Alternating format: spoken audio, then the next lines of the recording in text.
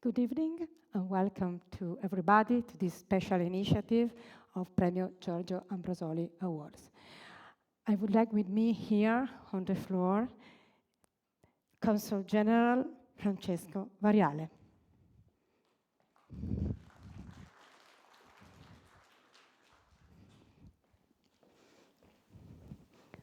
Please. Buonasera a tutti. Good evening, everyone. It's really a pleasure to be here. I am the Consul General, but I am speaking now as the acting director of the Italian Cultural Institute. It's really a pleasure for the Italian Cultural Institute to host this event. We started our activities at the beginning of September, after summer, and I have to say that we already did a lot. So I am very happy if some of you already came here, and I really invite you to come to all our events. These initiatives, it's really a pleasure to host this initiative, that for us it's very important. And for this reason, I am very happy today to give the floor to the Ambassador of Italy, His Excellency, Federica Favi.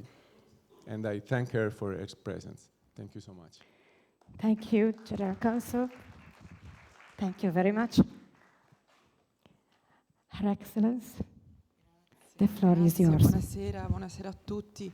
È un po' irrituale per l'Istituto di Cultura avere eventi in inglese, proprio perché questo è il posto per eccellenza dove promuoviamo la lingua e la cultura italiana, ma l'obiettivo della serata è soprattutto quello di trasmettere il modello italiano, l'esperienza italiana, le best practice italiane in materia di contrasto alla criminalità organizzata e alle mafie in un ambiente, in un contesto il più internazionale possibile. Quindi è questo il senso della lingua italiana.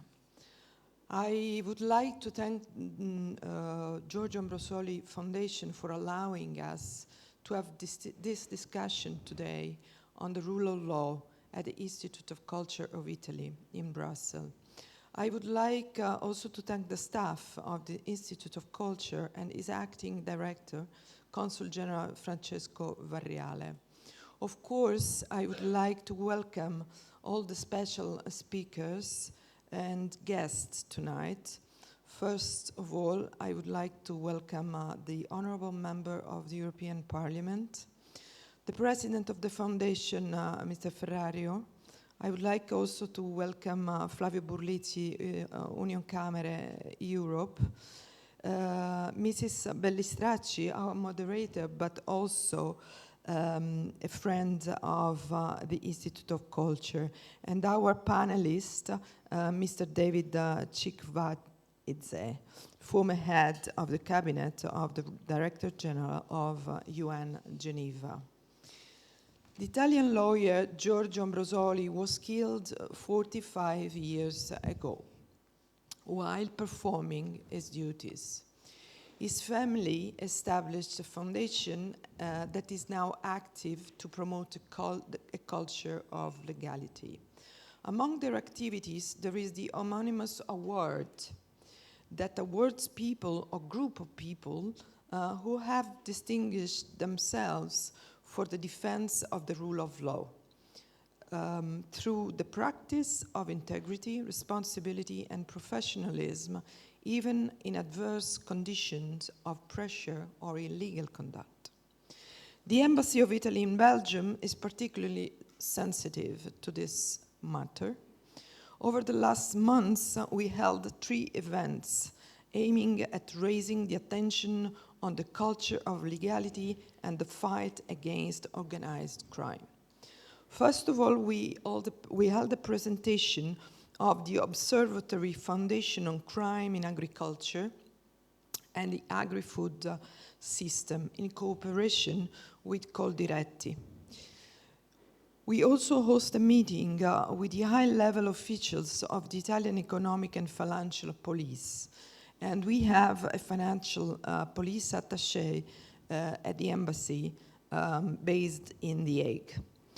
We also organized a seminar on artificial intelligence digital at the service of justice. It was held at the residence and organized by us together with the Brussels office of Kerki and Davos.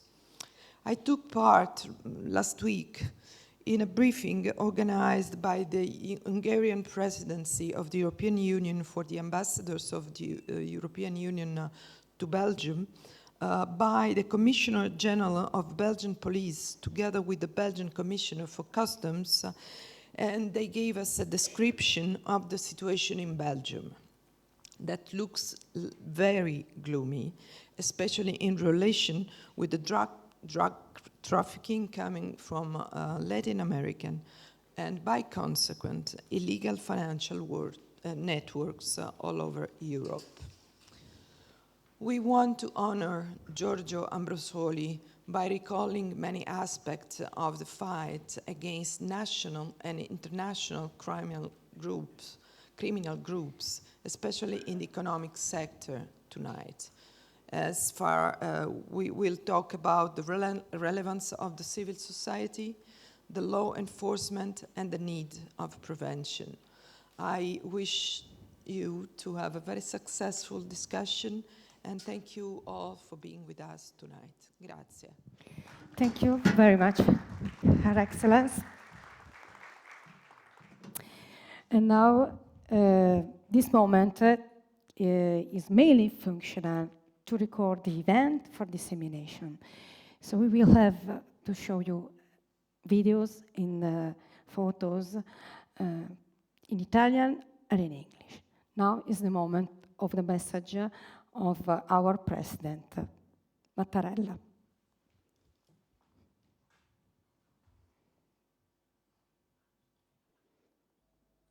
Il Premio Ambrosoli rappresenta proprio per questo un messaggio e un'occasione per riflettere.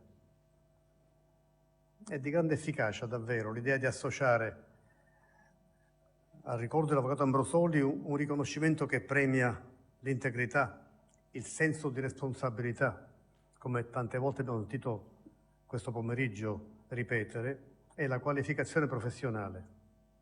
Ovunque, segnatamente in quelle zone in cui vi sono difficili condizioni ambientali. Questa scelta contribuisce a collocare la figura di Giorgio Ambrosoli come riferimento dei tanti nostri concittadini, tanti, che agiscono seguendo la propria coscienza, il senso del dovere e un'alta tensione morale.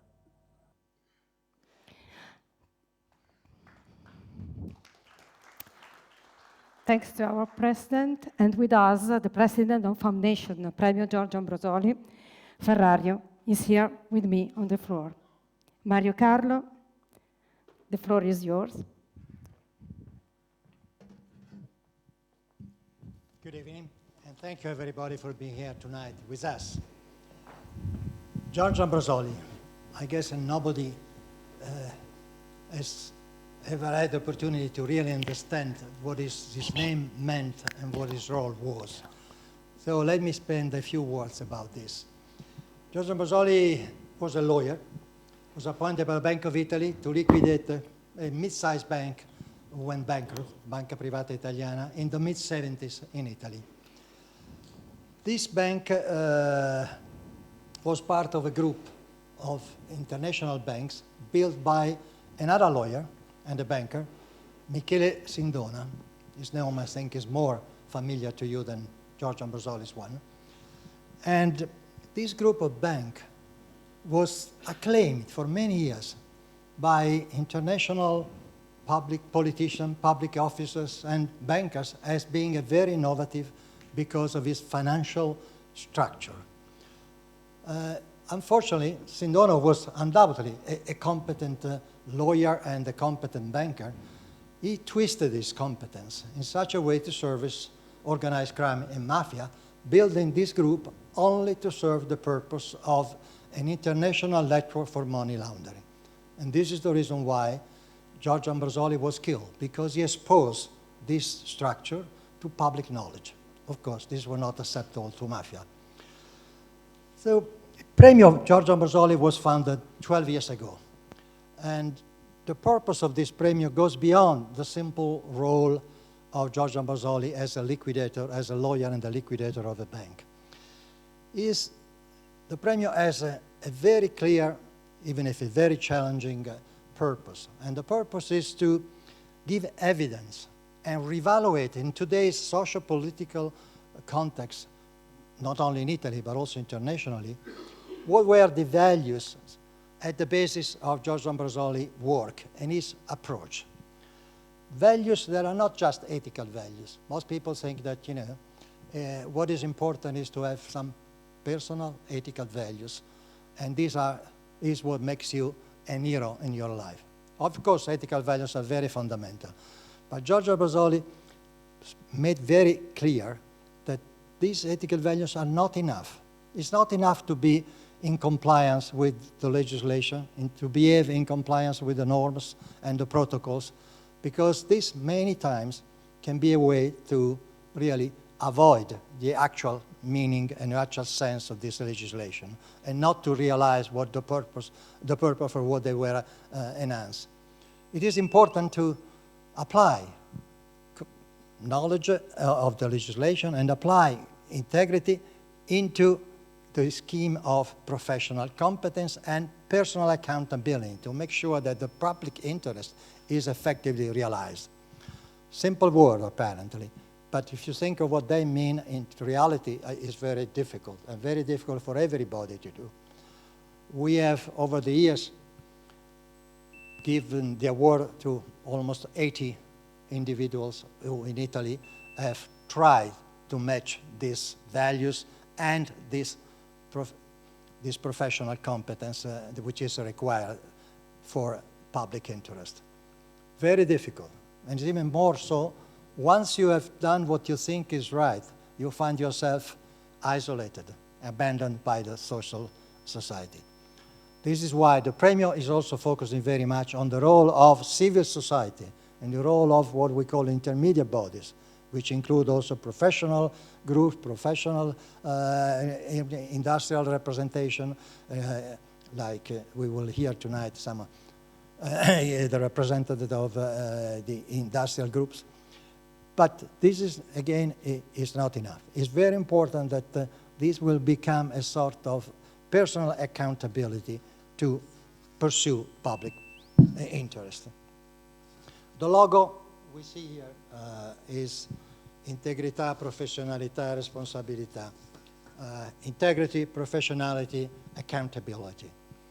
And why is so important that the three of us work together? I think that's part of what we want to promote today and in the future.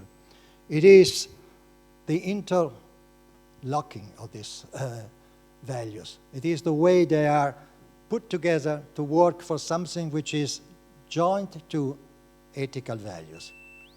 And it's the difference that it makes between being a professional that's simply compliant with the laws and what he's supposed to do. But the meaning of Giorgio Ambrosoli's work goes beyond like this, all of this. And I think this is also an important purpose that we have for our foundation and for the Premio.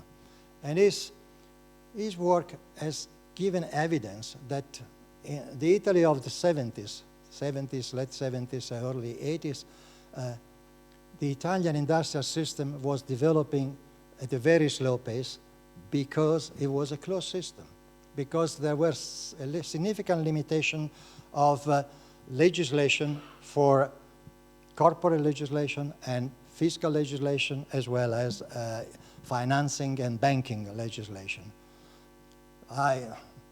Most of you don't know what it means having to control what you send, what the money you send abroad. But it was not allowed to do in Italy to anybody, to any citizen. Even if you were a business, if you had to deal financially, internationally, you had to go through a complicated system of approval through special organized by, controlled by Bank of Italy. This is not the way to become an international economic power. It was not possible, and we were limited in our competition. The work of Giorgio Ambrosoli evidences this limitation and were at the basis of future changes legislation that made Italy what became in the late 80s and in the 90s and also today. Our idea, the Premio, is just to continue to go on analyzing and understanding these evolving powers and the role of this evolving power together and what needs to be done by the political action in order to keep the Italian economy competitive at international level. Thank you. Carlo Ferrario, President of Premio Giorgio Ambrosoli Foundation. Thank you, President. And now we will show you some videos of our best award that we given in the last edition.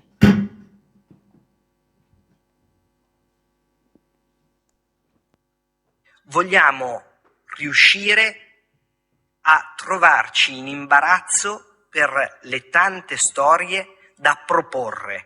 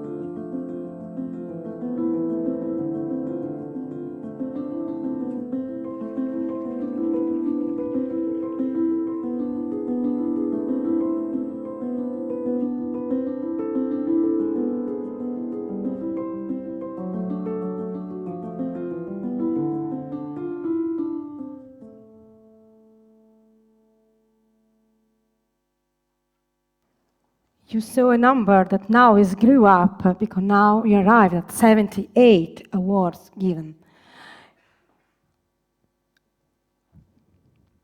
Now, Perché Confcommercio è qui? Perché Confcommercio sostiene questa iniziativa? Io direi che il motivo fondante è contenuto nella nostra Costituzione, nell'articolo 41, che recita: l'iniziativa economica privata è libera, deve svolgersi non in contrasto con l'utilità sociale e in modo da non recar danno alla sicurezza, alla libertà, alla dignità umana.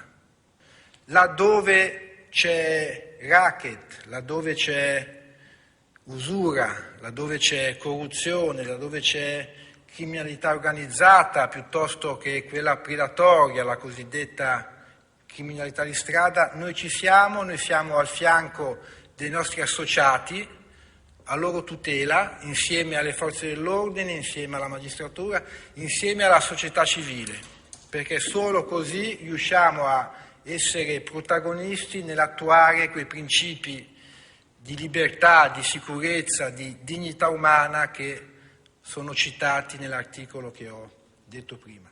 Siamo qui oggi per ricordare non un eroe ma un esempio. Dobbiamo essere in tanti a seguire questo esempio, sapendo che il confine tra il promuovere quei valori di tutela della dignità umana, di perseguimento della libertà, dipendono da una scelta giusta di cui possiamo dire Giorgio Ambrosoli è stato un esempio vivente. this was Luca Squeri, co-founder of Premio Giorgio Ambrosoli Award and now representative of Confcommercio Italy. Now I would like to show you how many awards we have given in these 12 years. Please. The first edition, Mario Sarcinelli, Director of Banca Italia.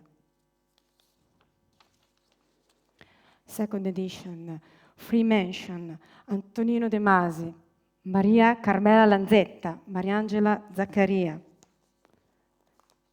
Third edition, Michele Liguori. Sixth mention, Michele De Luca, Simone Farina, Silvio Garattini, Ambrogio Mauri, Fabio Pisacane, Claudio Risicato.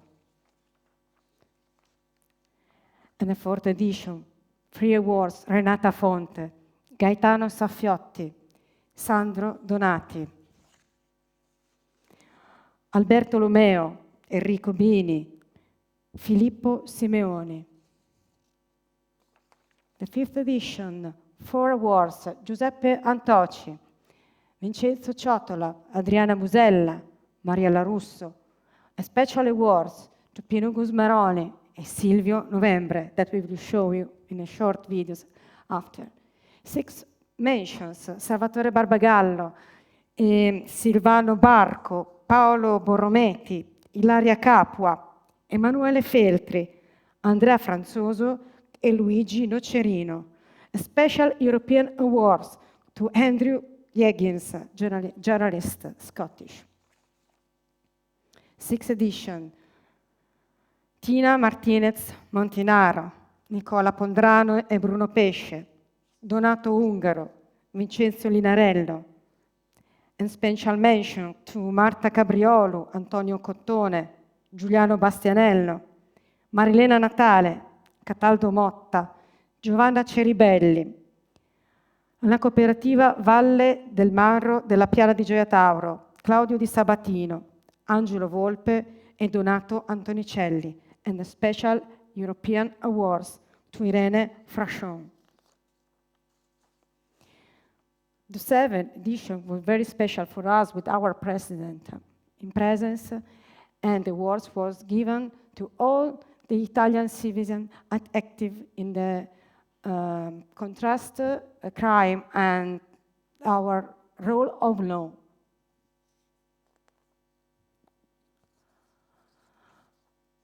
The 8th and 9th edition was a special edition because we have had COVID, so we give this special awards to all the people close to the Italian that are that protect the rule of law. 10th edition, 4 awards, Giovanni Castaldi e Claudio Clemente, Lea Garofalo, Giorgio Boris Giuliano and Roxana Roman. 4 mention, Maurizio Bortoletti, Antonello Colgiu, Rossella Pera, Giuseppe Piraino. In the last edition, with the special awards to Sacrario of our police, Don Beppe Diana, Don Antonio Coluccia, Tiziano Ronzio, e Carla Bruno e Carla Caccia. Special mention was given to Caffè Guglielmo, l'Associazione Italiana, l'Associazione Tazzina della Legalità, Lucia Aielli, Federica Angeli, Antonella Di Bartolo, Giacomo Di Girolamo, Raffaele Vitale e Giovanna Bruno.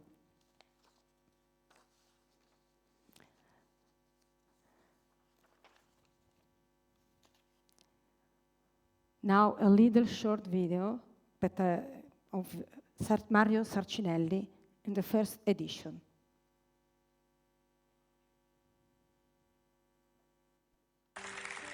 Sono molto onorato di ricevere per primo il premio che intende onorare la memoria di Giorgio Ambrosoli, un esempio per questa nostra Italia che continua ad avere bisogno di eroi tragici. Per un'iniziativa che non vuole essere soltanto una testimonianza di memoria, ma un tentativo di risvegliare le coscienze, di coagulare un consenso intorno a valori civili, di restituire ai giovani un'idea di futuro non più basata sull'accumulazione del denaro e sui modi per consumarlo. Non v'è nulla di più demoralizzante del cinismo che invade i cittadini quando si convincono che i leader perseguono benefici e arricchimenti privati e che nulla può cambiare la deriva in corso. L'Italia, purtroppo, è molto vicina a un punto di non ritorno. Nonostante le cure chirurgiche di mani pulite, le metastasi della corruzione hanno continuato ad invadere il tessuto economico, sociale e politico della nazione. Una riscossa morale, deontologica, è l'unica che può condurlo al salvamento. Dice Seneca in uno dei suoi ammaestramenti a Lucilio: per tanto tempo bisogna imparare, per quanto si continua a non sapere, se prestiamo fede al proverbio, sino a quando si vive. Grazie.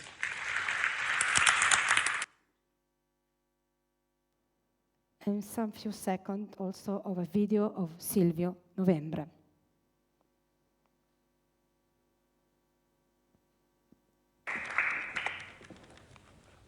Buonasera, io sono molto emozionato e quindi poi dopo il pezzo di bravura del nostro storico me la caverò male. Sono stato chiamato a rendere testimonianza del modo di comportarsi e di fare il proprio dovere dell'avvocato Giorgio Ambrosoli, commissario liquidatore della banca privata italiana di Sindona. Dopo 5 lunghi anni di lavoro fianco a fianco con il commissario liquidatore, sia pure ognuno nel proprio ambito, ho capito, ho potuto apprezzare la sua rettitudine, la sua onestà, il suo modo di esigere da tutti quanti l'osservanza delle norme, l'osservanza delle leggi. L'avvocato Ambrosoli ha combattuto per l'affermazione della libertà di dire di no. Lui avrebbe potuto, volendo, dire tutta una serie di piccoli sì e avrebbero sistemate le cose in maniera completamente diversa. L'avvocato Ambrosoli ha detto sempre di no, no al tentativo di corruzione, no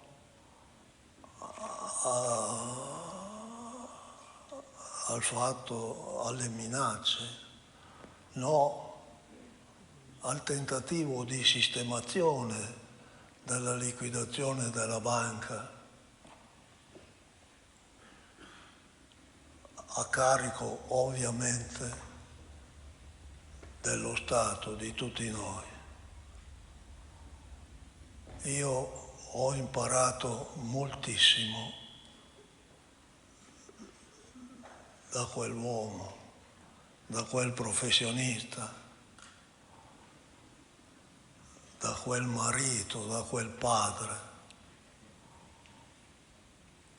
È bastato poco tempo da quando ci siamo conosciuti per capire che ci assomigliavamo molto e che entrambi eravamo lì per far sì che le cose si svolgessero in maniera completamente aderente alle norme, alla legge,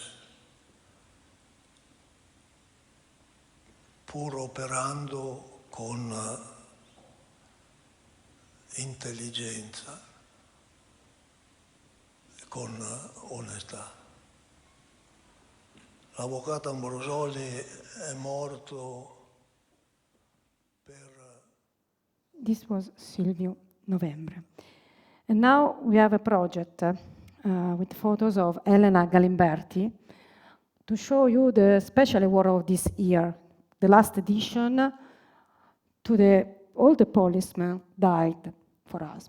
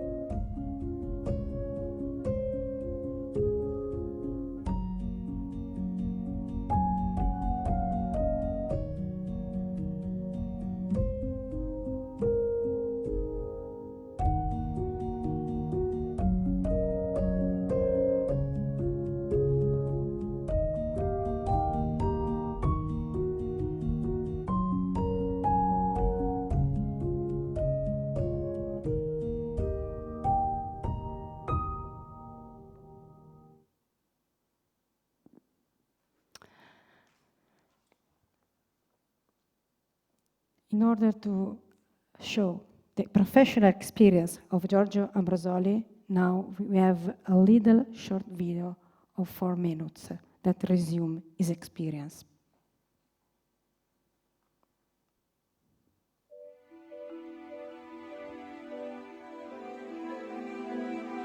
Nel dopoguerra, il banchiere Michele Sindona, che durante lo sbarco alleato in Sicilia nel 1944, da giovane avvocato aveva sviluppato contatti con Cosa Nostra a New York, costruisce un impero finanziario internazionale che raggiunge il suo apice nel 1974, quando viene definito salvatore della lira e uomo dell'anno in Italia. Sindona, il più brillante uomo d'affari del mondo. Sindona non è arrivato dove da solo, sa? Si accomodi. Il suo conglomerato bancario va incontro pochi mesi dopo ad un clamoroso crack per il crollo del mercato azionario. L'8 ottobre 1974 ha luogo la dichiarazione di insolvenza della Franklin National Bank per frode e cattiva gestione. Si tratta del maggiore scandalo bancario sino ad allora negli Stati Uniti. In Italia, il 27 settembre 1974, la Banca d'Italia aveva appena nominato l'avvocato milanese Giorgio Ambrosoli, 40 anni, commissario liquidatore della banca privata italiana per le gravi irregolarità riscontrate. Per 5 anni Giorgio Ambrosoli svolge la sua attività in un contesto di ricorrenti e crescenti minacce, resistendo a pressioni e tentativi di corruzione volti ad insabbiare il caso e a consentire il salvataggio pubblico. Appunto l'altro giorno ha voluto fare il polpo, ha fatto registrare tutta la telefonata. Chi gliel'ha detto? Sono fatti miei che me l'ha detto, io non volevo salvare, ma da questo momento non lo salvo più. Il 10 dicembre 1978 testimonia a New York con i magistrati statunitensi. Il 24 marzo 1979 vengono incriminati Paolo Baffi, governatore della Banca d'Italia, e Mario Sarcinelli, capo della vigilanza, che hanno sostenuto Ambrosoli nel suo operato. Entrambi verranno integralmente prosciolti nel 1981. Lunedì, martedì e mercoledì 9, 10 e 11 luglio 1979 hanno infine luogo le udienze conclusive della rogatoria presso il Tribunale di Milano alla presenza dei giudici americani. Si avvia così il processo per la Franklin National Bank, mancando agli atti soltanto la firma del commissario liquidatore. Lo stesso 11 luglio 1979 Giorgio Ambrosoli viene assassinato da un sicario giunto dagli Stati Uniti. I funerali si svolgono a Milano senza la presenza di alcuna autorità pubblica, salvo Paolo Baffi. Michele Sindona viene condannato il 13 giugno 1980 dal Tribunale federale di Manhattan a 25 anni di carcere per 65 accuse, tra cui frode, spergiuro, false dichiarazioni bancarie, appropriazione indebita. In Italia viene condannato a 12 anni di carcere il 16 marzo 1985 per il fallimento della banca privata italiana e all'ergastolo il 18 marzo 1986 quale mandante dell'omicidio Ambrosoli. 2 giorni dopo muore nel supercarcere di Voghera in seguito all'ingestione di caffè al cianuro di potassio.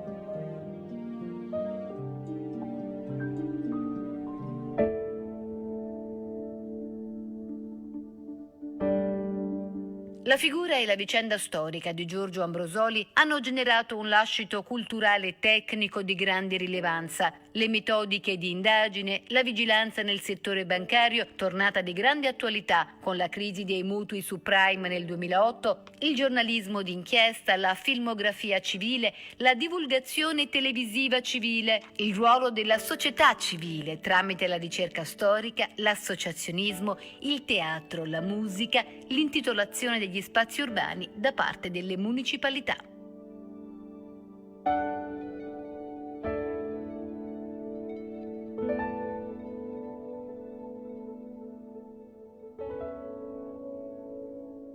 And now I would like here with me on the stage Roberto Russo for a reading of some book that we have chosen for you.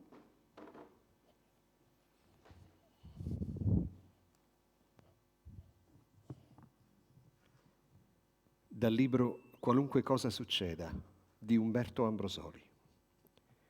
Nel 1964 papà ha l'occasione di specializzarsi nel settore fallimentare e più in particolare in tema di liquidazione coatta.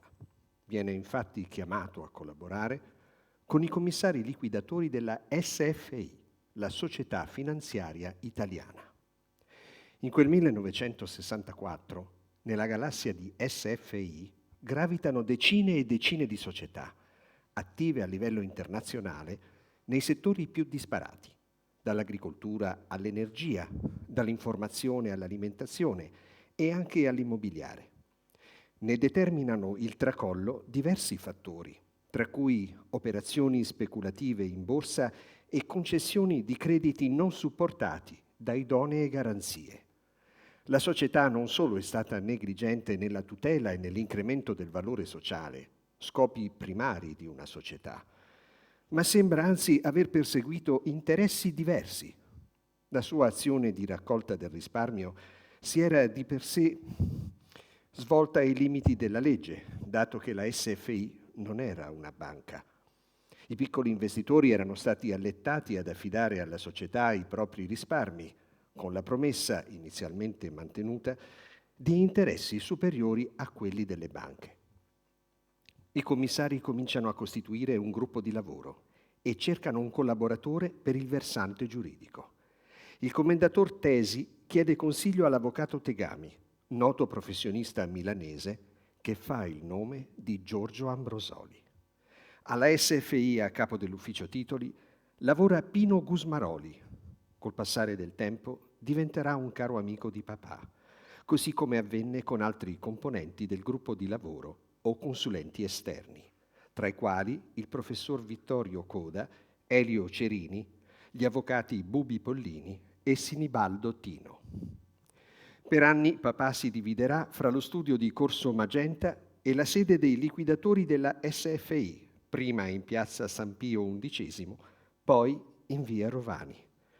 Con il suo lavoro non arriva solo a individuare comportamenti illegali e fatti delittuosi o a formarsi un giudizio sulle qualità etiche e deontologiche dei responsabili della SFI, ma si spinge a valutare e riflettere sul sistema delle regole e dei controlli, scorgendone l'inadeguatezza, l'arretratezza e l'insufficienza rispetto all'evoluzione del settore finanziario.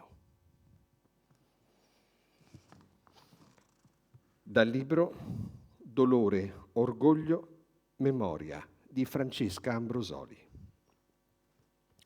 Mio padre è sempre molto impegnato, parte presto al mattino e rientra a tarda sera, se non di notte. Il 4 ottobre scopre che a occuparsi del caso Sindona ci sono anche una ventina di finanzieri. Li incontra in banca, dove seguono le loro piste di indagine e partecipano alle perquisizioni di uffici e abitazioni private dei dirigenti dell'istituto di credito. Gli uomini della Guardia di Finanza si insediano al quarto piano, proprio negli uffici riservati a Sindona, fino a pochi giorni prima. Papà si rende conto che la collaborazione tra lui e i finanzieri può essere di vantaggio alle indagini. Chiede soltanto, e ottiene, di interfacciarsi con un solo uomo. Sarà il maresciallo maggiore Silvio Novembre. Mio padre e il maresciallo lavorano molto insieme. Il confronto è serrato, quotidiano. Collaborando cercano di capire i meccanismi e i rapporti che legano varie società all'impero di Sindona, la strutturazione delle operazioni che nel tempo hanno consentito a chi aveva guidato la banca privata italiana di far uscire dalla stessa una ingente quantità di risorse per finalità certamente estranee a quelle bancarie. L'8 ottobre, pochi giorni dopo il crack della banca privata italiana, l'organo di controllo delle banche nazionali dichiara il fallimento della Franklin National Bank di New York, controllata da Sindona. Negli Stati Uniti da tempo erano in corso indagini e nell'estate l'istituto di credito era già stato sospeso dalle quotazioni in borsa. Dal libro Un eroe borghese di Corrado Staiano. Ambrosoli è stanco, ma allegro, cordiale. Sembra sollevato da un peso, un esame temuto che ha avuto un buon esito. Per 3 giorni è stato interrogato come testimone al Palazzo di Giustizia dal giudice istruttore Giovanni Galati e dai giudici e dagli avvocati arrivati dagli Stati Uniti per una rogatoria ordinata dalla Corte federale di New York, che ha per argomento la bancarotta della Franklin National Bank di Michele Sindona. Le risposte di Giorgio Ambrosoli, commissario liquidatore della sindoniana Banca Privata Italiana di Milano, hanno grande importanza per l'istruzione del processo della banca americana. Quella sera accenna alla rogatoria ai giudici e agli avvocati americani, ma solo per dire che tutto è filato liscio. Si era preparato con cura e i difensori di Sindona, che contavano molto sulla rogatoria milanese per alleggerire la posizione processuale del loro cliente, sperando nella smagliatura delle risposte dell'avvocato, tornano a casa incattiviti. L'ultima udienza è finita nel primo pomeriggio. William E. Jackson, Special Master del Distretto Sud di New York, è già partito per gli Stati Uniti. Giudici, avvocati e testimoni devono tornare in tribunale la mattina dopo, ma per rileggere il verbale di testimonianza e per firmarlo. Grazie. Very much. But the Premio Giorgio Ambrosoli Award is also a project, cultural project. Now we show you some photos from a project of Nicola Bidau that give us a special point of view of where Giorgio Ambrosoli has been working and has been living.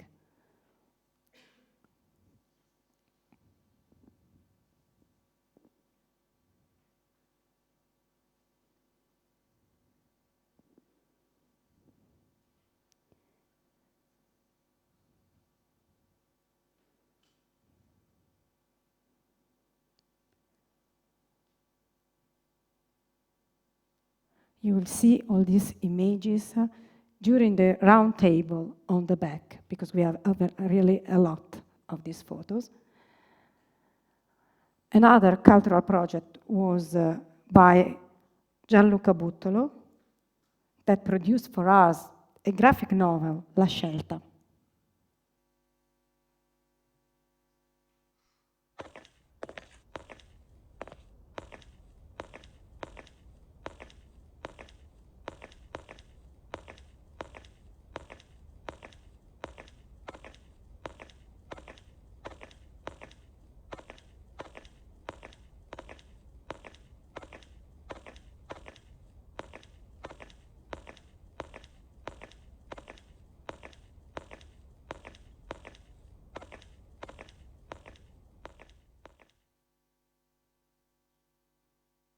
Thank you.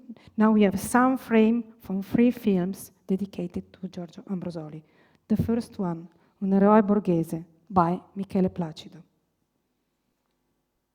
nostri ispettori hanno evidenziato nella conduzione della banca privata dell'avvocato Sindona sistematiche infrazioni alle regole amministrative e contabili, gravi violazioni delle norme civili e penali e un'alta propensione alla speculazione che hanno portato allo stato attuale ad un passivo di 119 miliardi a fronte di un capitale sociale di soli 3 miliardi e 750 milioni.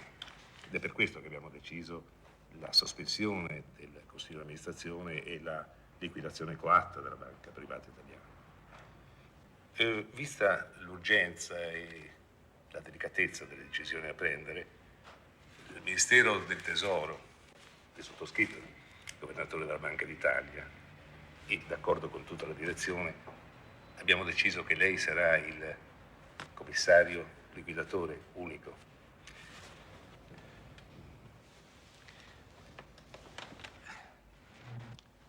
Il dottor Sarcinelli sarà suo interlocutore per tutta la durata dell'incarico.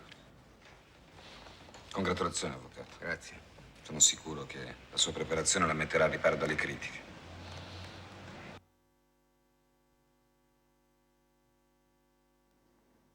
From a Rai TV series, Qualunque cosa succede, by Alberto Negrin.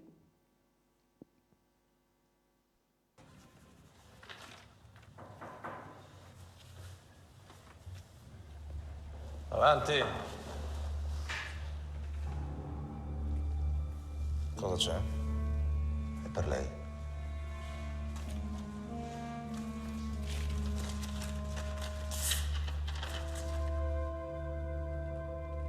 Sono due società di raccordo tra Milano e la Svizzera.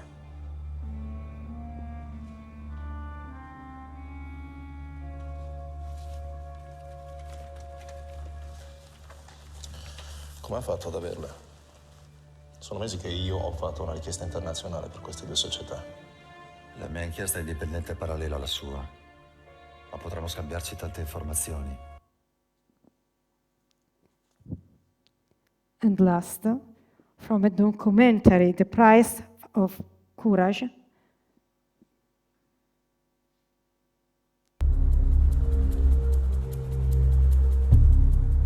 Bastarono poche settimane per capire che ci stavamo scontrando con un vero e proprio sistema di potere, che bisognava assolutamente fare squadra. Scialo, sinceramente non capisco perché insista con questo sopralluogo. Qui abbiamo già controllato tutto noi e fatto sigillare, vero? Avvocato, se mi dà un attimo glielo spiego.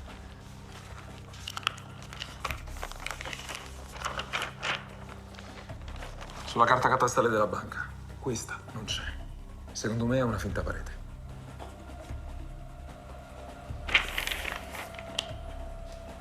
È vero. Se mi autorizza la buttiamo giù. Prego, prego, procedete, su forza.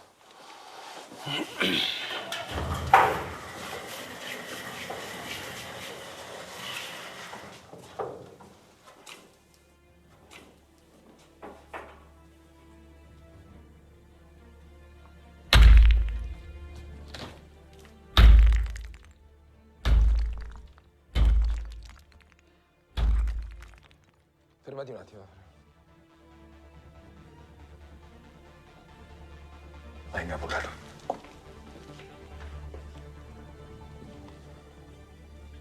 Questo è un altro archivio. Eh sì.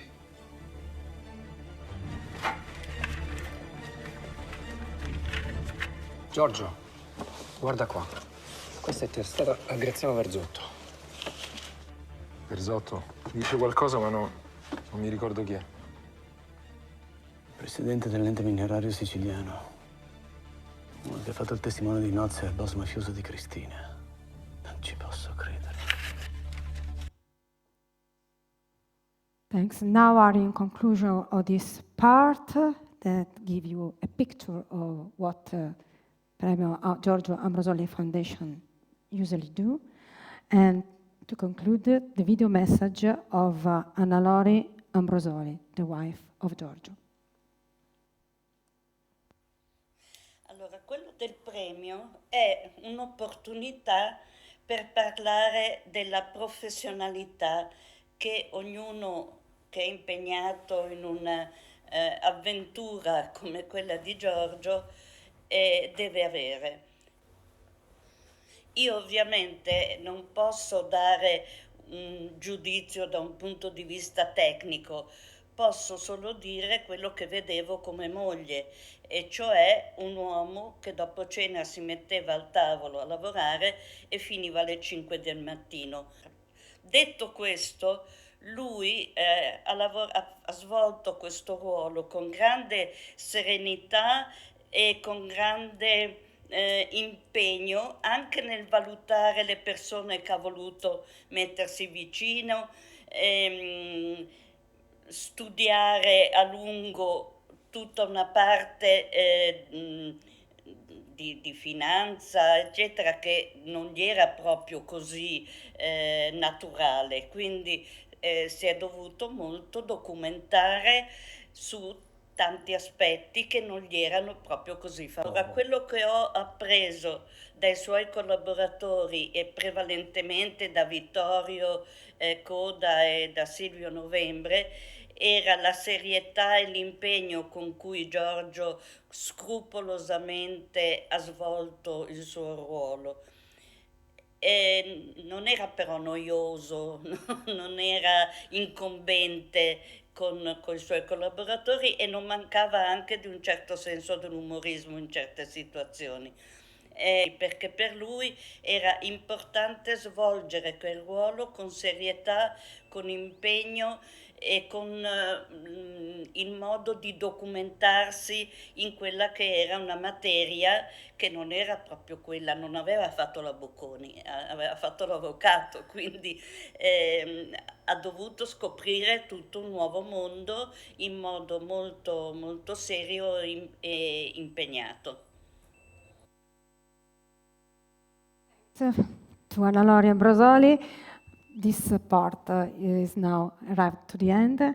Now, here on the stage with me, I invite David Cichweidze, former head of cabinet, director general in Geneva, Col Giloshai, University of Bruxelles, Giulia Ranghiero from DG Home, and Stephanie Holling, UNODC. Thank you for this drum table. Fabio Burlizzi, Union Camere, here in Bruxelles, and my colleague co-founder, Paolo Bertaccini Bonoli, member of the Council of Premio Giorgio Ambrosoli Foundation.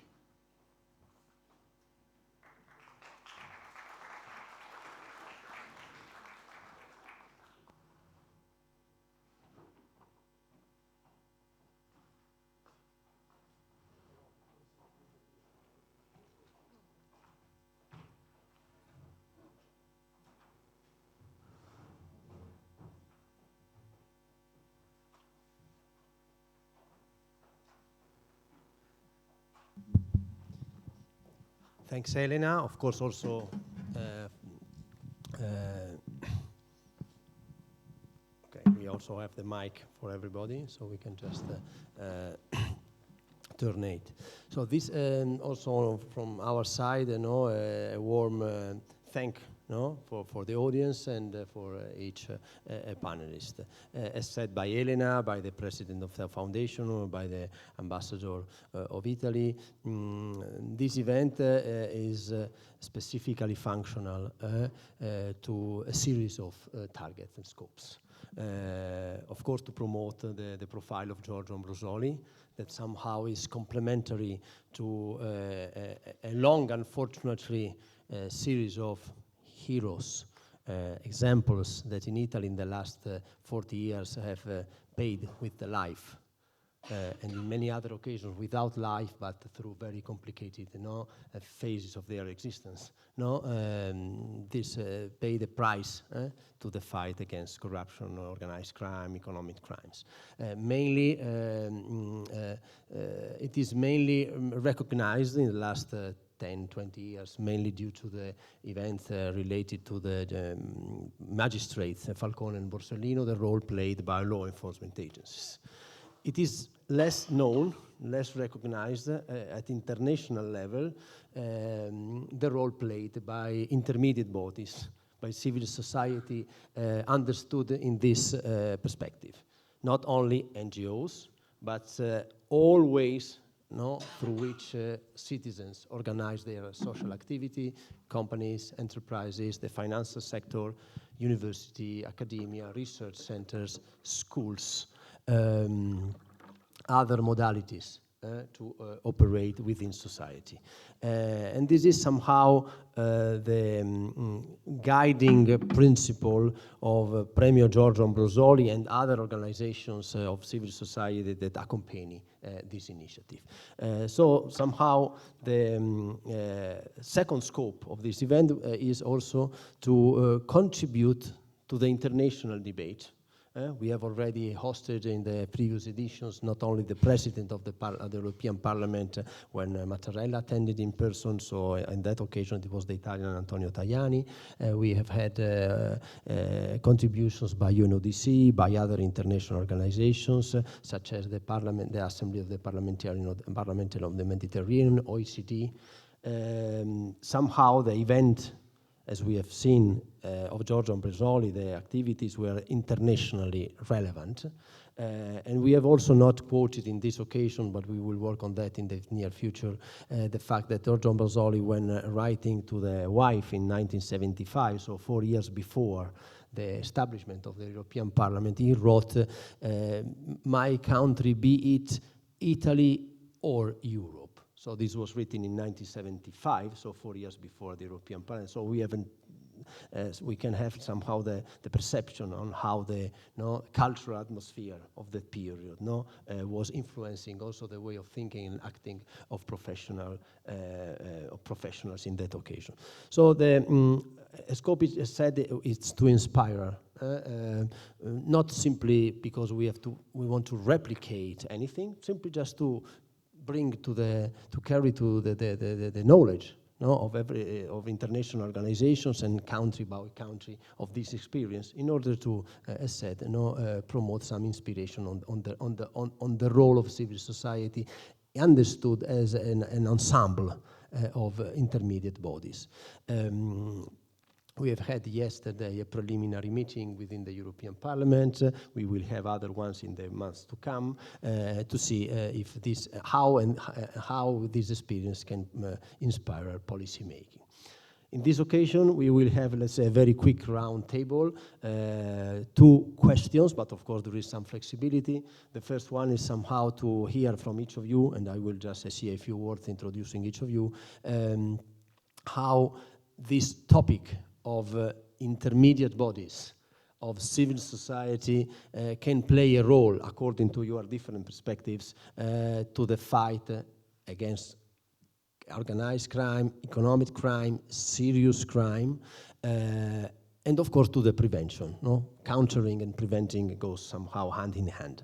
This said, I would start, if you agree, from David Cicchvaitze, a profile who somehow has a very peculiar perspective, because he is somehow European, more than European, not European, all these elements together, consider it, the track record, the profile of your experience in the United Nations, both overseas, in Europe, and your personal perspective on the event, on this issue. He has been recently, in the last 10, 15 years, head of cabinet of the Director General at the United Nations in Geneva, but as a young diplomat was very significantly involved in relevant moments in New York.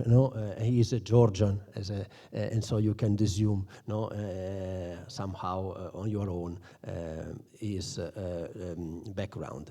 David, on this topic, before the second question, which will be some suggestions and indications for the future and for action, in this case, your way of looking at this topic, how is it?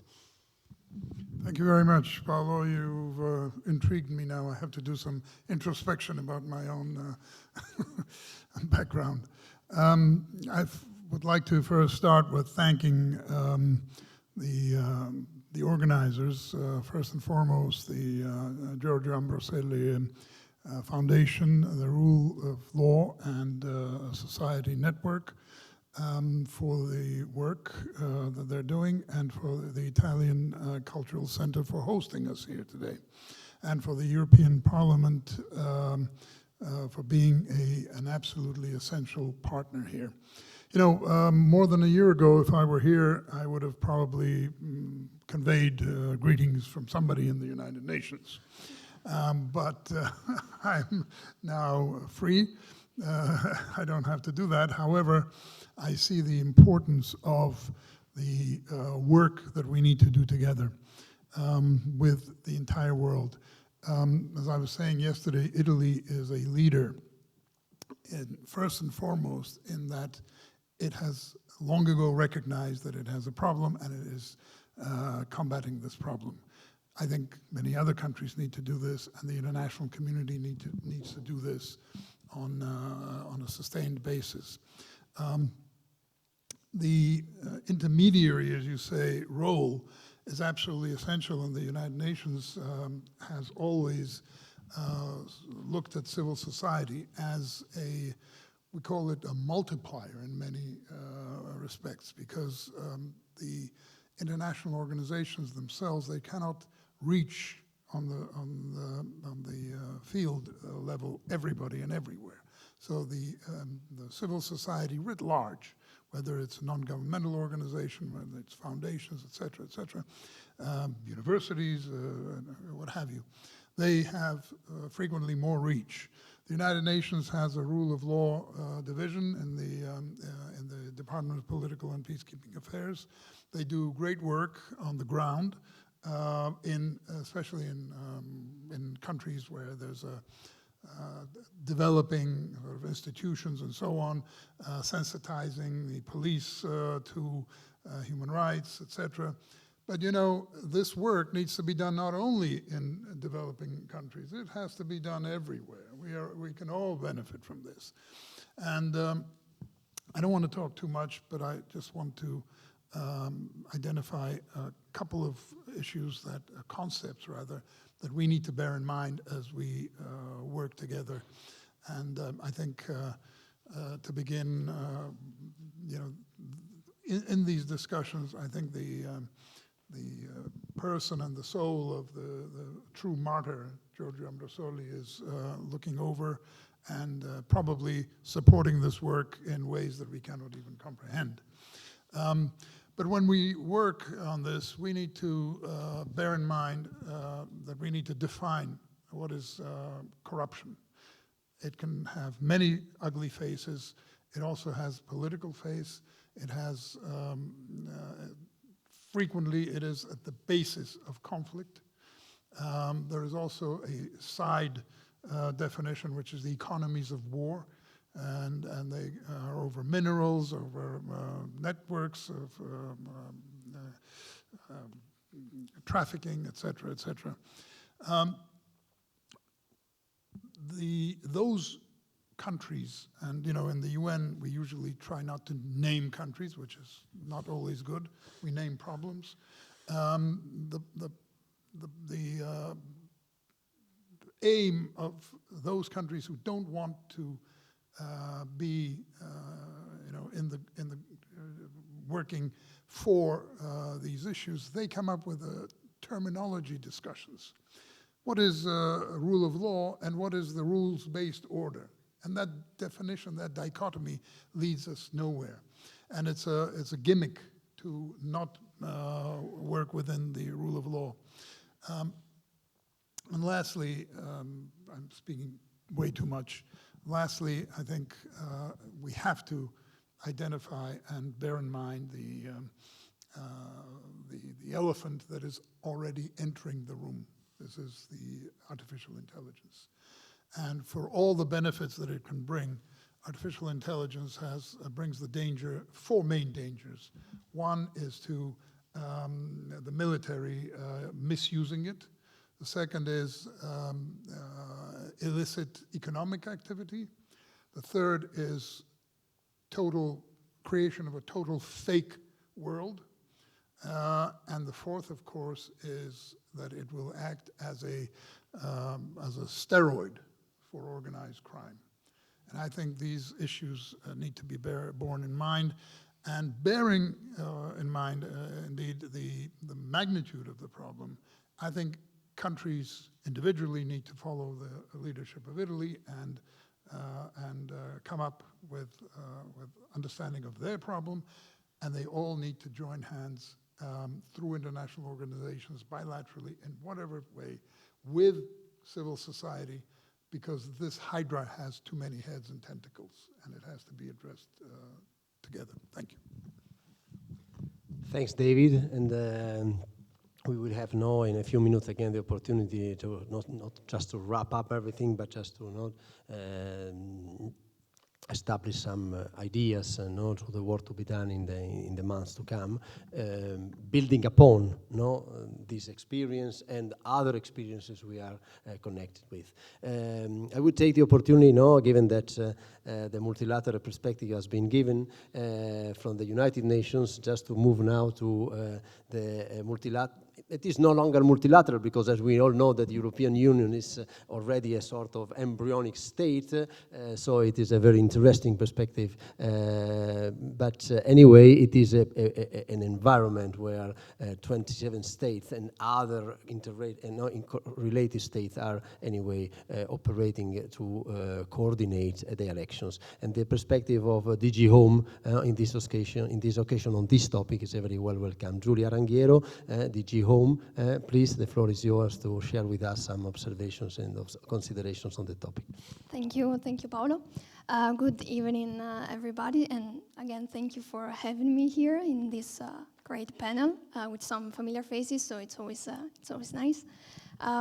So I work indeed as a policy officer in the Director General for Migration and Home Affairs in the anti-corruption and integrity sector.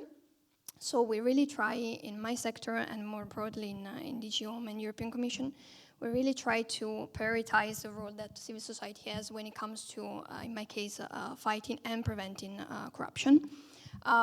We try to do that through three main, I would say, work strands.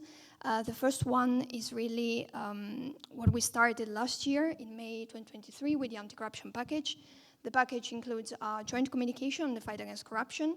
And in that communication, we clearly state that fighting and preventing corruption is a joint effort, which means that it's not only something that needs to be brought forward at EU level, but needs to be addressed at national, local, regional level, and most importantly, with comprehensive role play with European Commission, with the civil society, with international organizations. So it's really a joint effort.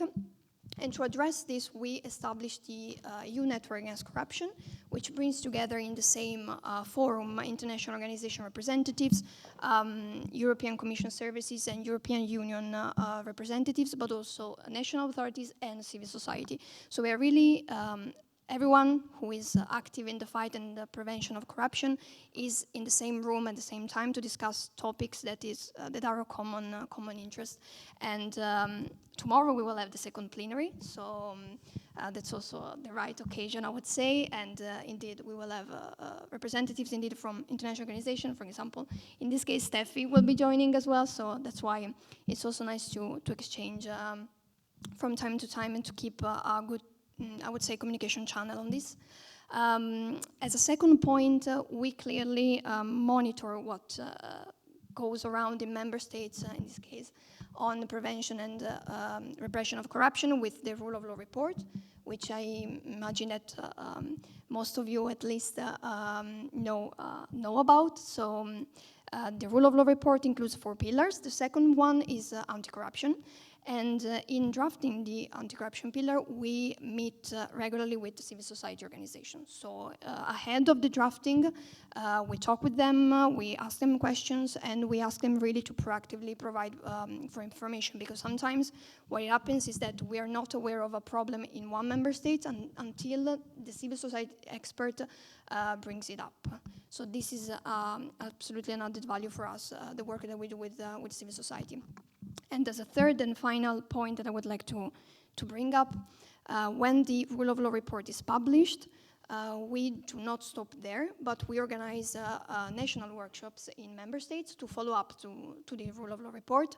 So we facilitate the dialogue between national authorities and civil society so that they are in the same room in a small, let's say, format with 30, 40 participants, and they come up in a safe environment under Chatham House rules. So no one knows what has been said, no one can connect any statement to any specific person, but they have a safe space to interact and to bring up, for example, why one issue, I don't know, about lobbying, conflict of interest was not addressed in the report, or what happened. So this is what we, I would say, we try to do, is keep up the communication channel and rely really on civil society to show us what is really going on in a member state and why. Because sometimes it's the explanation behind is also very much needed. So that I would say. Thanks. Thanks, Giulia. Before moving to the next, to Cole Gelosha, I will ask for a very short video, 2 minutes, by Lorenzo Salazar, a very relevant, qualified Italian magistrate who has been operating in the international environment for many, many years, including OECD on these topics. He couldn't be here attending in person, but we can have a couple of minutes of considerations from his side. Please.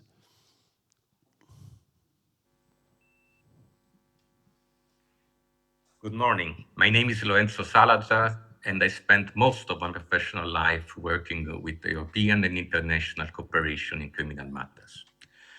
United in diversity. This is the European motto, and this motto also perfectly fits the different personalities and histories of Ambrosoli, Falcone, Borsellino, Dalla Chiesa.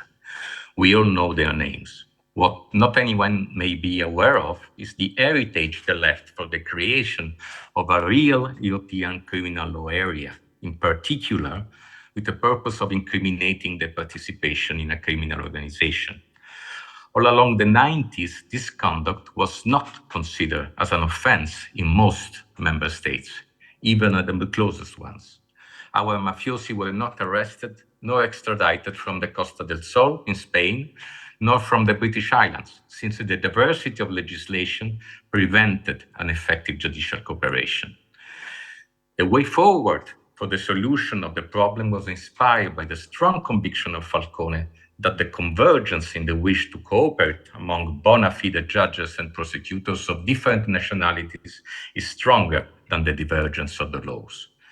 Inspired by these ideas, in June 1998, the European Union Ministers of Justice and Interiors, for Italy there were Giovanni Maria Flick and the future President Giorgio Napolitano, achieved an imaginative and courageous compromise. All member states were obliged to incriminate participation in a criminal organization, though they were left free to choose among the Italian mafia-style incrimination or the Anglo-Saxon. No matter the model chosen by each member state, the Italian or the Anglo-Saxon one, cooperation had to be granted, mutual legal assistance provided, and criminals eventually extradited. Journalists said Italy has exported Article 416 bis in Europe. I say we found a brilliant compromise for achieving a common goal: more efficient cooperation against international crime in a Europe with no more internal borders. Yesterday as today, the diversity of legislation does not and must not prevent us to be united, notwithstanding our diversities, in the fight against organized crime and terrorism. Thank you very much for your attention. As we have heard, the multilateral environment becomes more and more crucial to address problems. Maybe, as we all know, things move slowly, but sometimes it's more important to move slowly in a coordinated way that moves quickly, isolated. So it's just a difficult combination in all these environments. This said, I would move forward to a friend already. We know each other since already many years. Cole is a Belgian that has somehow a relevant view on the Mediterranean, his Albanian origin, and his studies in Italy, and somehow a personal attention to these topics. So also he got studies and occasions of analysis on these topics. So he is currently a researcher at the connected, additional to his professional activity at the Université Libre de Bruxelles in other university and environments. So from your point of view, what kind of considerations would you like to share with us about the role of intermediate bodies in all this scenario? Good evening. I just want to greet the arrival of l'onorevole. Buonasera, ben arrivati. Thank you, Paolo. I will just join, because he's speaking much better than me in English, so to David to thanks everyone. And each time that Paolo is presenting David and myself, I have the impression I have also to go back to the family history. So thank you, Paolo. Shortly, I have the impression that in Italy, more specialist of Albanian organized crime and a concept I promote for the last 20 years, and the Italian one, that it works better than before. That was a tremendous change in the last 20, 25 years. Because unfortunately, with all the death, and you had in the 90s, and the most known, of course, Falcone, Borsellino, in a very short period of time. But there was a lot of manifestations those years. From that, we move on to a civil society that is more on the ground.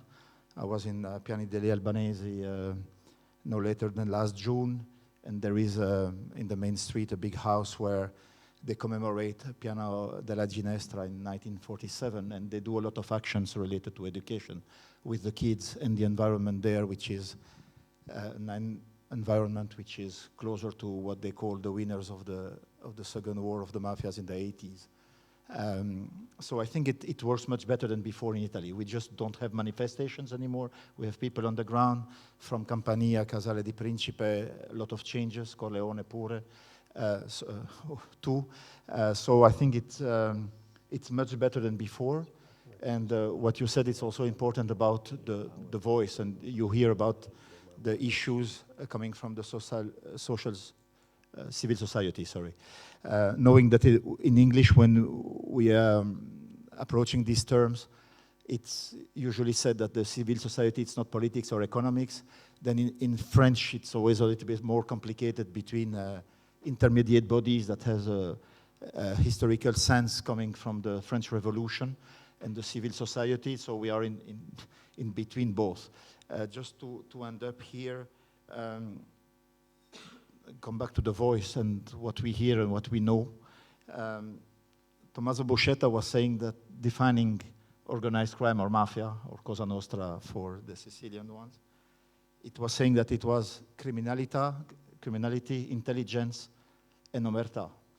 So when we don't have the omerta anymore, so the voice, we are starting to be good with the last point, which is to be on the field. And that's what we want to do, because I know the problem of terminology. We have a couple of Italian lawyers in the room, and I'm afraid that if we go back to terminology, they might be stronger than you and I, David. But I think it's quite important to be on the field. And just to finish with a famous saying of US President Obama, who was saying that it's easy, and around him he was surrounded by, of course, very clever people, but he was saying, I have all these people who can say in a very complex way, they can define why a problem has arose.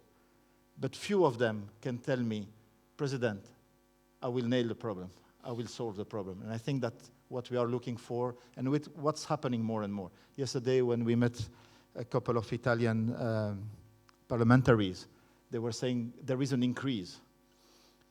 It's always difficult on a scientific point of view to know if it's a real increase or that we are stopping more people, because in Italy you have an extremely large long knowledge. Many countries in the world are happy to copy and paste the laws against organized crime, corruptions, the Italian one.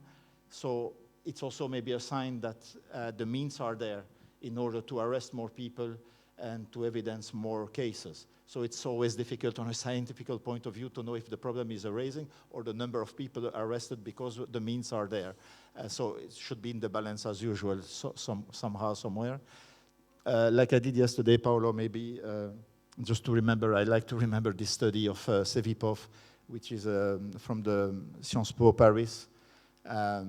It's named in French, Les Français préfèrent le bien-être à la démocratie. So the French people prefer well-being to democracy. And it was a comparative study between France, Italy, and Germany. And only the Italians always prefer democracy rather than well-being. So there is hope there.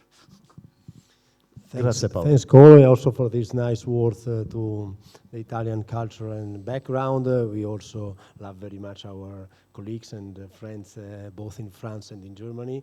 Anyway, this kind of studies can somehow also contribute to have anthropological and cultural views, on the criticalities related to this very challenging problem.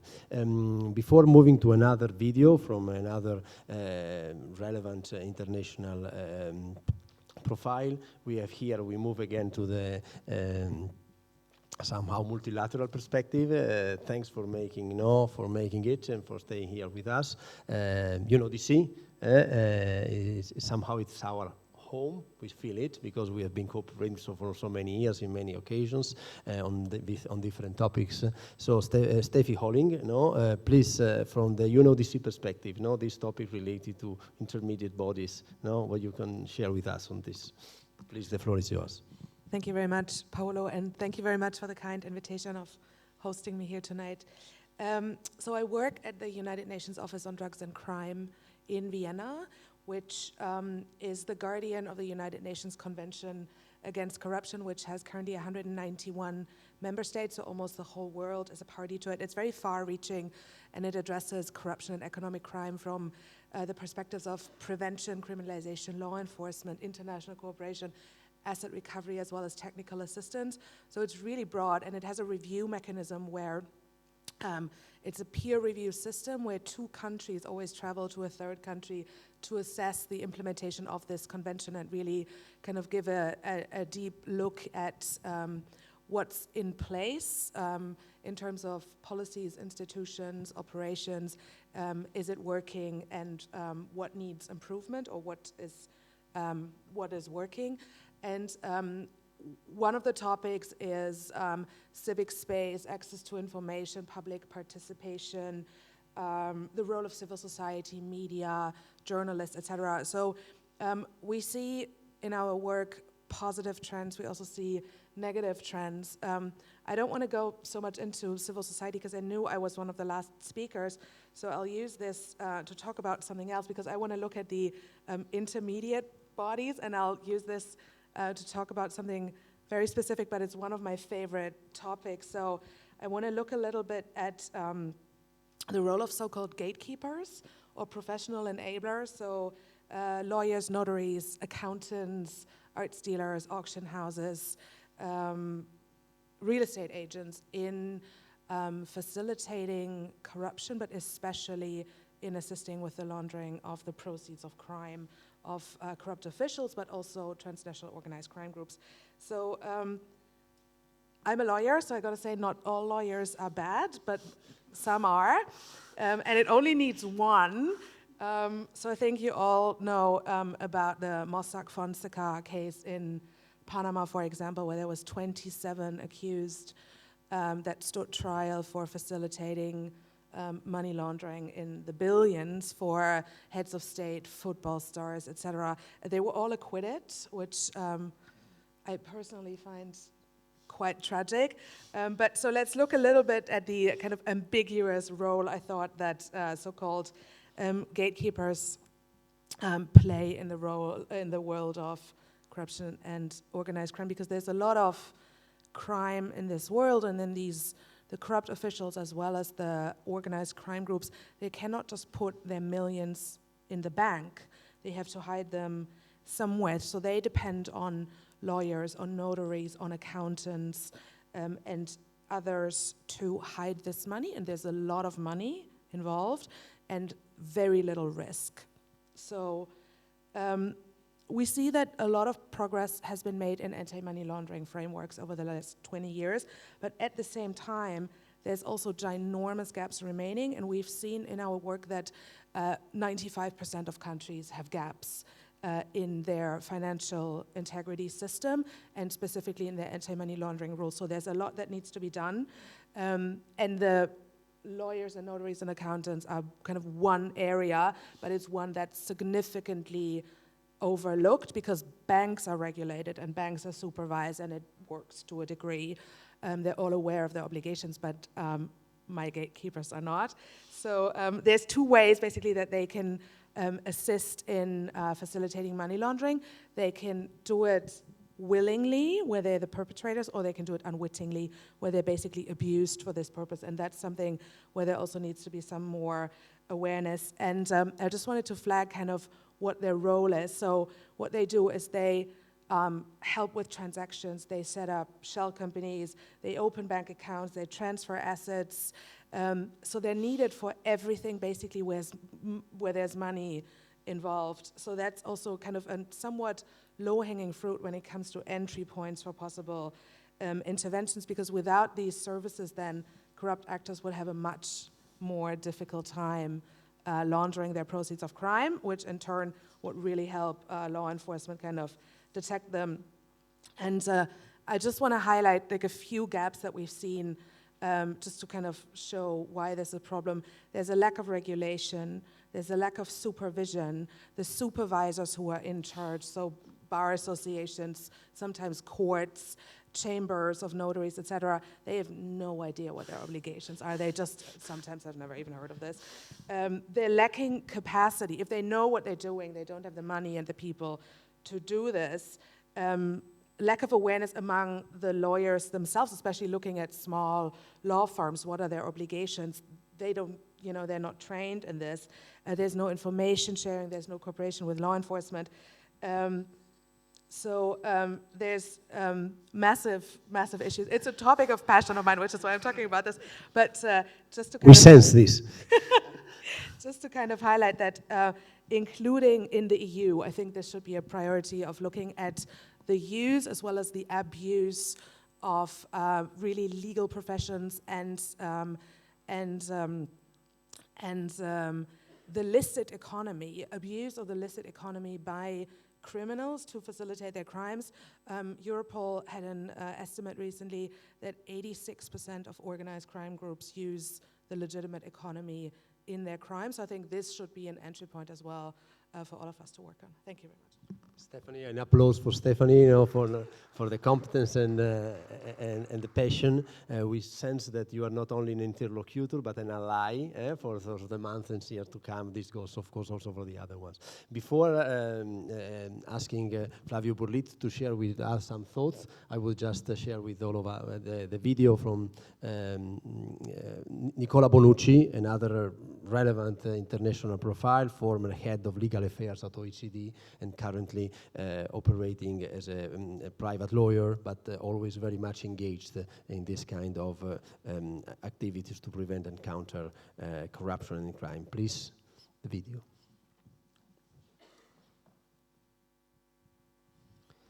Good evening. My name is Nicola Bonucci. I'm an attorney at law today, but I've been working at the OECD for more than 26 years in the legal office, including 14 years as general counsel of the OECD.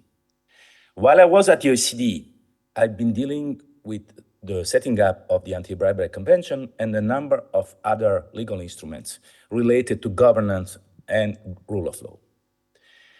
And I came to the conclusion that while those instruments are essential, to limit the rule of law to the institutional and legal framework is an approach which has its limits. The rule of law, in fact, it's embedded, should be embedded in the society. The society is us, is each of us on a day-to-day basis. And if the rule of law is not looked at in a holistic way, and it is not looked at something that concerns each and every of us, the preservation of the rule of law has faced serious dangers, as we can see today.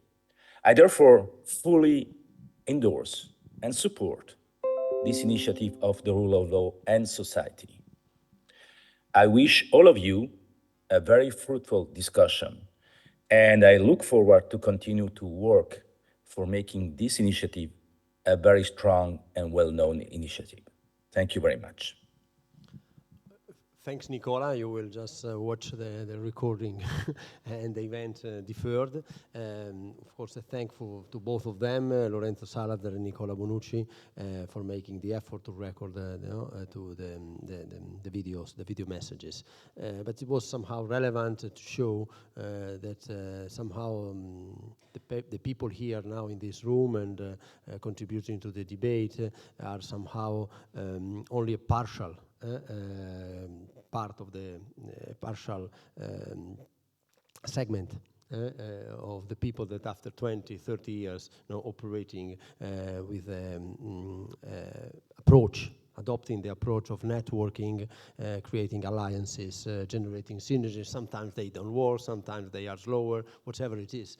But somehow we are proud to be part of this dynamics that is growingly contributing to create somehow a system that can cooperate with law enforcement agencies, with policymakers, to make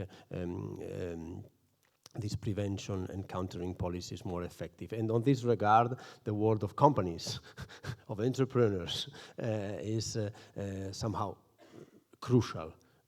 Even the financial sector, as we are now learning to understand. Still, the companies are on ground day by day, and Flavio Burlizzi can share with us some thoughts on this, being the director of the Union Camera Europe, but also strictly connected with Eurochambre and with all the entities, organizations that represent the world of production. Flavio, the floor is yours for some thoughts. Thank you, Paolo. Thank you to the Giorgio Ambrosoli Foundation for this opportunity. And I'm not here only to witness the support of the Chambers of Commerce to the Premio Ambrosoli every single year. The Chambers of Commerce of Milan, they are very active. They are supporting the organizer. They are supporting Confcommercio in this respect. I want to say a couple of things based on our experience as a Chamber of Commerce. Chamber of Commerce in Italy are public law entities. It means that they have an institutional responsibility, and they have two specific assets that they can play in this process of fighting organized crime in Italy. One is, for sure, something that is shared with other intermediate organizations. It means the widespread presence in the territory, and this is quite important. But the other one is the knowledge of the business system through the management of the business register. That is a place where we have plenty of information available, and we use this information in order not only to cooperate with magistrate, prosecutors, finance police, but also to create somehow partnership ecosystems at the local level in order to really exchange experience, to exchange ways of somehow acting in some very difficult territories where the problems of criminal organization is still there since years. Is increasing. I give you a couple of examples. What we have done also through project financial support given by the government, but given also by the European Union. We have created a system of monitoring sealed and confiscated assets and companies in Italy since years now. And this is a big opportunity to know what's happening really on the ground. This is done through quantitative elements, quantitative figures, but also through the creation of model of interventions. The last project we have developed, we have been developing until more or less 1 year ago. We had the opportunity to cooperate with more than 150 stakeholders in 4 southern region in Italy, Puglia, Campania, Calabria, and Sicilia, in order really to discuss these problems together and to understand how to cooperate as stakeholders in this respect. A product of this cooperation is also another tool that we have developed, a tool to monitor the vulnerability of companies in financial terms. That is another very important way of understanding what's happening at local level. Companies that have big banking debts, that have excess of liquidity, these kind of things becomes a signal that something is happening and they are fragile. They can be really somehow the risk and infiltration of criminal organization in their activities. The last point that is based on the very recent law that has been approved in Italy and now is active, really active since 1 year, is more developed to the settlement, negotiated settlement of company crisis that is under the responsibility of chambers of commerce. We assist companies in all the process of a negotiated settlement for this kind of crisis in order to somehow to reinforce their activities, to give the possibility to creditors to interact with them in a way that somehow the relationship between creditor and business become, through the assistance of specific experts, become easier. And this is also a signal of what's happening, and it's a signal of helping companies before they enter into this risk of infiltration of criminal organizations. And I can tell you that in the last 12 months, where this project is really increasing in terms of also of impact, we have around 1,000 of companies that have been somehow released by this big risk. And now we are really struggling in order to reinforce this activity in all the chambers of commerce, giving also the companies the possibility to be somehow aware of this tool, because it's a tool at their disposal. It's a tool that is not expensive at all. And we have also to struggle with a certain mentality of companies that they don't really want to risk any exchange with external people when they have this kind of problems. But I think it's a matter of time, and I hope this will somehow increase also at the role of chambers and the other business organizations, because we are working on this with them in order to cope with this big problem. Thank you. Flavio, very interesting, and applause also for Flavio, who has been somehow working for so many years on these topics, and still also we can also sense some passion from his side on all this. We will be in a few minutes moving to a very final short sequence of slides, just summarizing the last 40 years, but it's going to be very quick. I will go through them very quickly, showing somehow a selection of images, and then we will open to the audience for a possible intervention. We see here possibly a couple of people who would like us to address at least a few words to the audience. Before moving to this final sequence of slides, as planned, a sequence of final statements or indications. I would say 1 minute each. David, for the future, we are not in the phase of designing an action plan. Still, we are moving into in that direction. And what do you think it would be nice just to take note, duly note? Thank you very much. In telegraphies, as we move towards a plan of action, we have to bear in mind that our biggest struggle is against two ingrained issues in the human mentality. It is human nature, and it is the application of a double standard. I think we have these two huge obstacles to overcome, and they are obstacles, and they're huge because they are within us. They're not somewhere out there.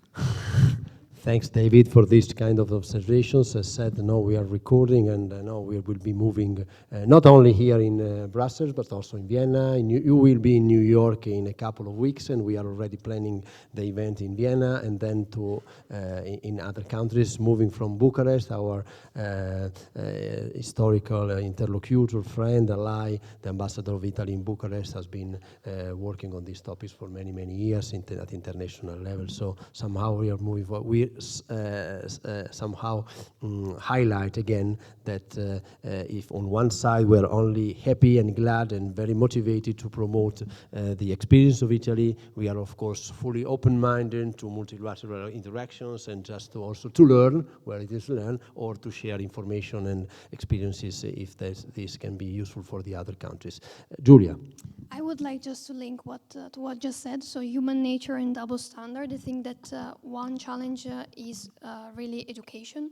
So awareness raising, but really focused on young people. and children. And since we talked about how it is difficult to define what is corruption, let's try to explain to, for example, a child, what is corruption? What do you think it is corruption? And I think that since young people will be also the civil society of tomorrow, in a broader sense, I think that a lot has or must pass through the education of young people in a much broader sense. Thanks, Julia. And now, well, again, moving to Stephanie. We will go through this way, don't worry. If you are ready, otherwise... No, please, Stephanie. Oh, I'm ready. I could talk about this for probably about 2 hours. So, unlike David, I still have to speak on behalf of the United Nations, but let me actually use 3 more of my passion topics. You are entitled to. Because most of my passion topics align with those of Italy. So, number 1, I would say, let's get serious about the impact of corruption, because it completely hampers sustainable development. It drives poverty, hunger, conflict. It hurts the environment. It facilitates organized crime. That's my passion topic number 1. So let's look at the linkages between corruption and organized crime and address them, but also really deepen our understanding of where exactly those two interlink. Secondly, in our responses, let's use a holistic approach. Let's use a multi-stakeholder approach. Let's work with civil society, but also with the private sector, with gatekeepers, with the media, with investigative journalists, and kind of let everybody, academia, everybody bring their perspective to the table. And then finally, one topic that hasn't been mentioned yet, measurement of corruption. We need to know where the corruption is, which sectors are affected, where the trends are and what the patterns are, if we really want to have tailored policies.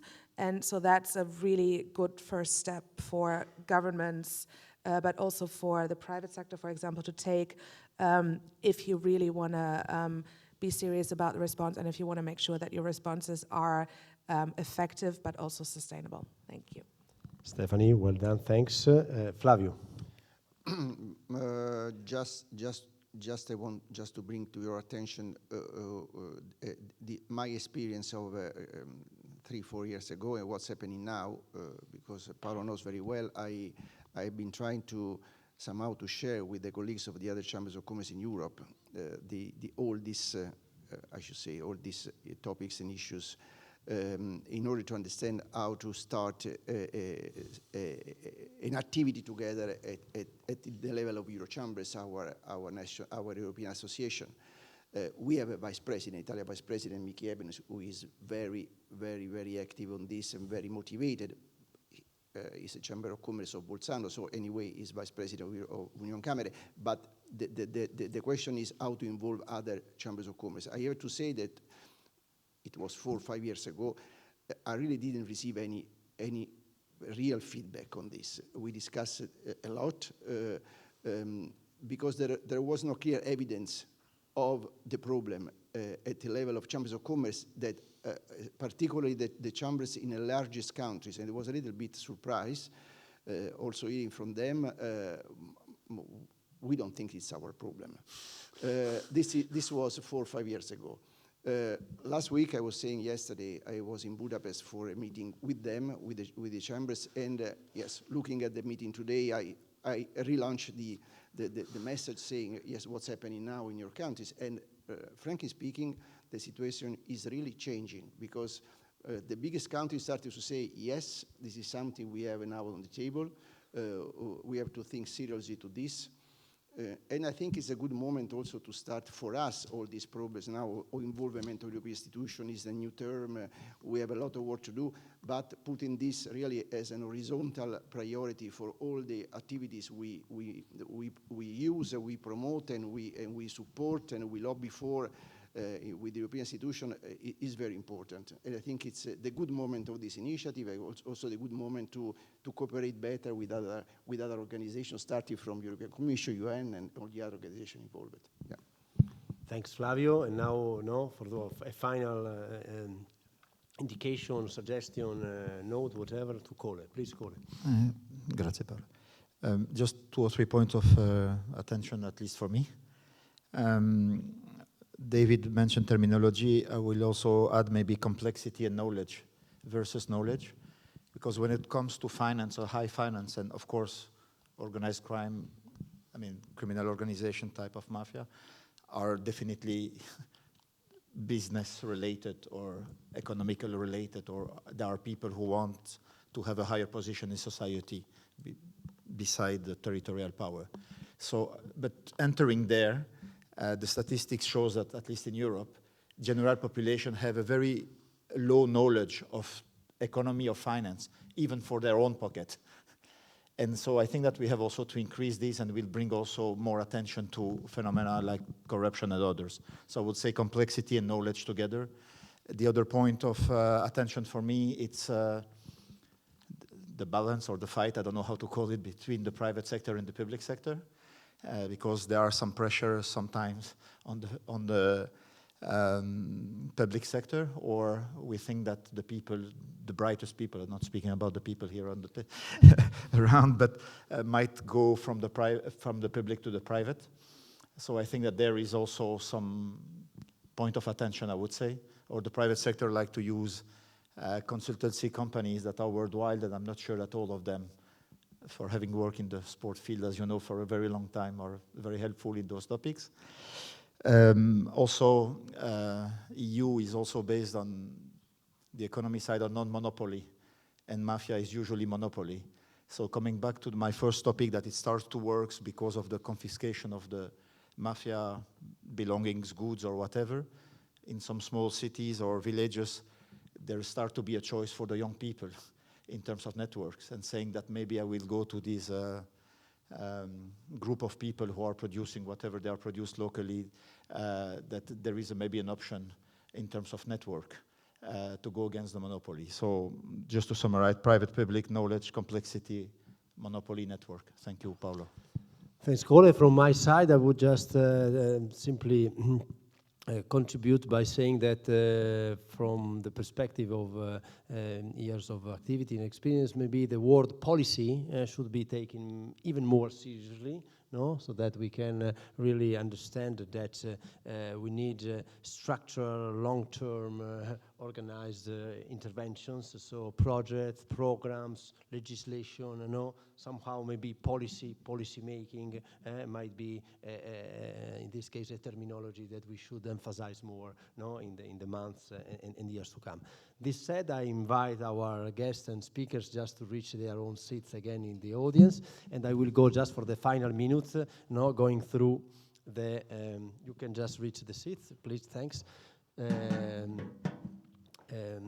Going through the slides of that are, as you can read, it's just a very, very quick reconstruction, very embryonic one of the historical perspective of the last 40 years, just to show somehow how, with some symbolic images and milestones somehow, or event initiatives that can summarize in short the last 40 years of the role of civil society and intermediate bodies in the fight and prevention of organized crime and corruption. In 1981, General Carlo Alberto Dalla Chiesa is assassinated 2 years after the assassination of Giorgio Ambrosoli in Palermo, and this, please move to the following word, generates a sequence of first initiatives from civil society. In this case, the son, Nando Dalla Chiesa, founds the first somehow organization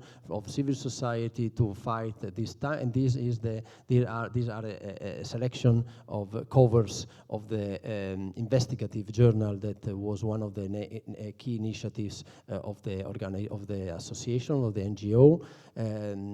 A relevant initiative was the media, the newspaper I Siciliani in Sicily, founded by Giuseppe Fava, that was unfortunately also killed. Please go away, we can move forward. And we have the historical period, the so-called spring of Palermo. It was a period between 1985 and 1991, where the mobilization of civil society in Palermo, of course, the symbolic city of mafia, has played a key role. Years earlier, two journalists, Paolo Panerai and Maurizio De Luca, even before, during the activity of Giorgio Ambrosoli, had published a very relevant investigative journalistic book, The Cracks in Dona, that had already identified those problems before the event that we have been going through. Please. As we all know, in 1991, both magistrates Falcone and Borsellino were killed in Capaci, in Palermo, and in Via D'Amelio, so we can see the images. And so this, please move to, this has generating an additional increase of engagement of civil society. La Rete was a very relevant, in that period, initiative that then moved also to politics. We have Libera, the network, has played an amazing role in Italy in the last 30 years. The transcrime is an important Italian center for studies at the Catholic University. Just please move to the other one. The birth of Avviso Pubblico is the network that reunites a very wide 1,589 public entities that have adopted a specific code to prevent and counter organized crime. Please, we move forward. We have here a selection of 3 Italian NGOs that have played a role along these last 20, 30 years. Well, very important, the Italians know it very well, is Attio Pizzo. It is the initiative just to counter bribes specifically in the south of Italy. We move forward. We know the important novel that has denounced by Roberto Saviano, the Camorra in Naples and in Campania. Please move forward. Based on the experience of Libero Grassi, that was unfortunately killed in 1991 to denounce, because he denounced the racket and the usura, sorry, 1 second, the Premio, an award was founded in 2009, so 2 years before other initiatives, and this award is playing a role in schools. We can move forward. We have festivals, in this case the Festival Reggio Emilia, founded in 2011. In the north, it is playing a key role to denounce the infiltration of organized crime in the northern regions of Italy, please. This is an important, another initiative, friends of us, of course, entitled to Giorgio Ambrosoli as well. It is one day. We have Festival Trame, another festival, in this case in Calabria, in the south of Italy, which is playing a role since 2011, every year, please. We have here a more recent festival to the confiscated goods to the organized crime. This takes place in Milan. This is somehow emphasizing the fact that it is no longer only Palermo, but also Milan, the economic, as we all know, capital of Italy. Of course, our award, we have included it. Please move forward. And this is, again, the son of General Carlo Alberto Dal Chiesa. We can see him, Nando, long-standing friend and ally in this kind of activities, who was founded in 2013, 10 years ago, a dedicated observatory and high school on to develop competencies, specialized competencies to combat organized crime. We have all organizations. There is here simply a selection of organizations entitled to victims of mafia. Please, we move forward. We have scholars. Here also it is a selection of studies. We have many more. So apologies for those that are not included in this document. So scholars working on the topic. TV investigative journalism programs. We have also here a selection moving from 88 till nowadays. And of course, investigative journalism media. In Italy is very renowned, the role played by Fatto Quotidiano, and Francesco Forgione has been also the president of the Anti-Mafia Parliamentary Commission.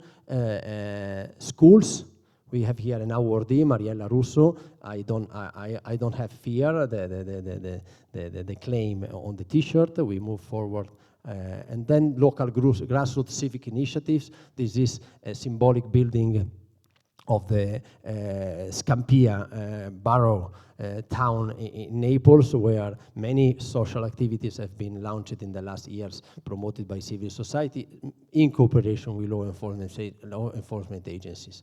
I think this is the very, we still have, of course, the role of companies.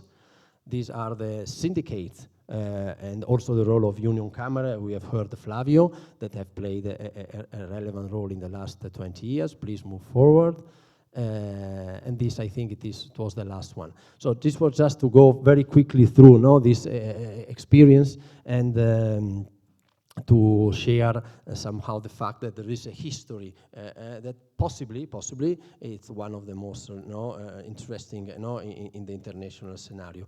I don't see if Elena is somewhere around. Elena, if you can reach me now and substitute me now for the conclusion. Of course, the audience is invited to intervene, and if there is anybody willing to share some thoughts or to bring some testimony, we are only glad to give you the floor. Elena, so up to you to invite our guests to intervene and then to call for Mario for the conclusions. If there is someone who wants to give a suggestion or some words, we are here.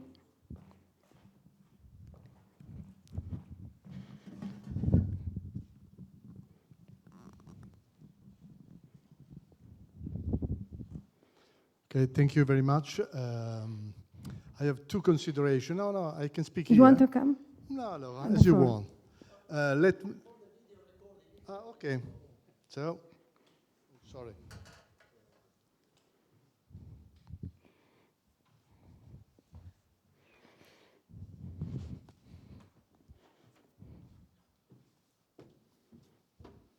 So I have two considerations. Let me introduce myself, please. Yes, I'm Giovanni Cataldo. I'm an Italian Carabinieri General. And during my duty, I had a lot of duties concerning the fight against terrorism and organized crime.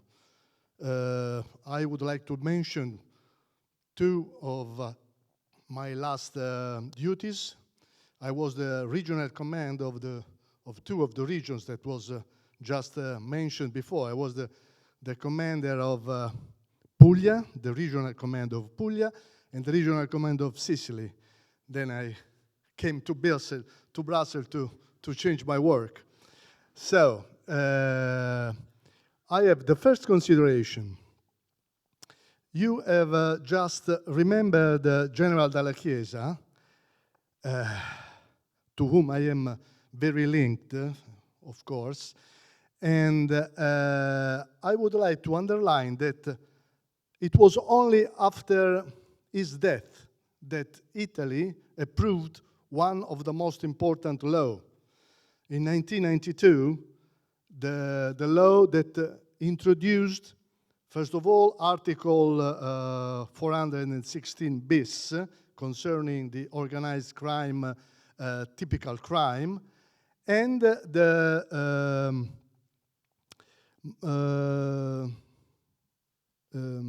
patrimonial preventive measure that I consider one of the most important tools to fight organized crime and terrorism too. The other consideration is, I don't know if you mentioned, but I have not heard the UN Convention against organized crime. That was one of the tools that Falcone wanted. And if I don't do a mistake, it was updated some years ago during the period that I was in Palermo, so I remember it. And I don't know if this convention is really considered a good tool, because I don't think that a lot of countries in the world has the consideration that the organized crime is a very, very important And I don't know how to say in English, è un male esatto. So this is my consideration. Thank you so much. Thank you. Thank you. Someone else?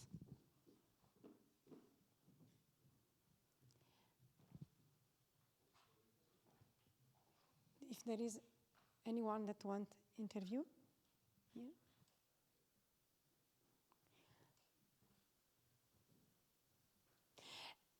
And if not, I invite our president, Mario Ferrario, here to close this moment in Bruxelles to the Institute of Italian Culture.